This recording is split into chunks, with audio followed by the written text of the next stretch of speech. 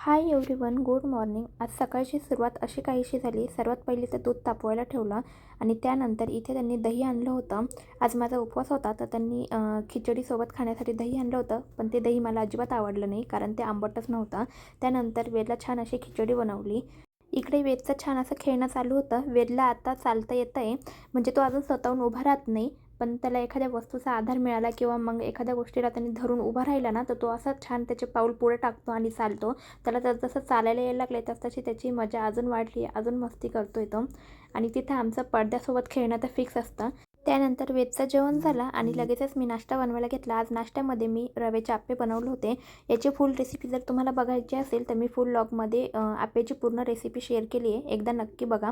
छान असा नाश्ता झाला आणि त्यानंतर डेकोरेशन करायला घेतलं. आता तुम्ही म्हणाल हे डेकोरेशन कसलं, तर आज वेदचा जावळ काढायचं होतं, त्यासाठी छोटंसं डेकोरेशन केलं होतं.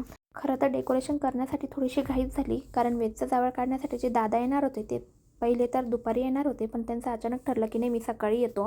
मग ते सकाळी येणार, तर आम्ही पटकन घाई जसं जमेल तसं डेकोरेशन करून घेतलं. त्यानंतर मग वेदला इथे मी पाटावर बसवलं, त्याचं छान असं औक्षण करून घेतलं. नंतर मग केस कापण्यासाठी जी त्यांची कैची असते, कंगवा असतो, तर त्याची पूजा करून घेतली. आणि वेदला तर इथं मजाच येत होते. त्याला माहिती नव्हतं नेमकं काय चाललं आहे, पण काहीतरी चालू आहे आणि ते माझ्यासाठी चालू आहे एवढंच त्याला माहिती होतं. जावळ काढायचं असेल तर बाळ आत्ताच्या मांडीवर बसतं किंवा मग मामाच्या मांडीवर बसतं. पण आत्या आता वेदच्या बड्डेला येऊन गेली होती, त्याच्यामुळे त्यांचं काही एवढं लांब येणं शक्य नव्हतं. आणि त्याच्या मामाचाही 1-2 वेळेस येणं होऊन गेलं होतं, त्याच्यामुळे त्याचंही शक्य नव्हतं. तो आला असता, पण त्याला थोडंसं अर्जंट काम निघालं, त्याच्यामुळे त्याचंही येणं झालं नाही. मग काय, वेद त्याच्या पप्पाच्याच मांडीवर बसला आणि त्याच्या पप्पांनी ज्या काही 5 बट्ट्या असतात त्या कापून घेतल्या. त्यानंतर त्या दादांनी वेदचं छान असं जावळ काढलं. आम्हाला सुरुवातीला वाटत होतं वेद काय जावळ काढून देणार नाही, पण तो सुरुवातीला खूप छान बसला होता. पण जेव्हा ते मशीन कानाकडे गेलं ना, मग त्या मशीनचा आवाज ऐकून वेद थोडासा घाबरला.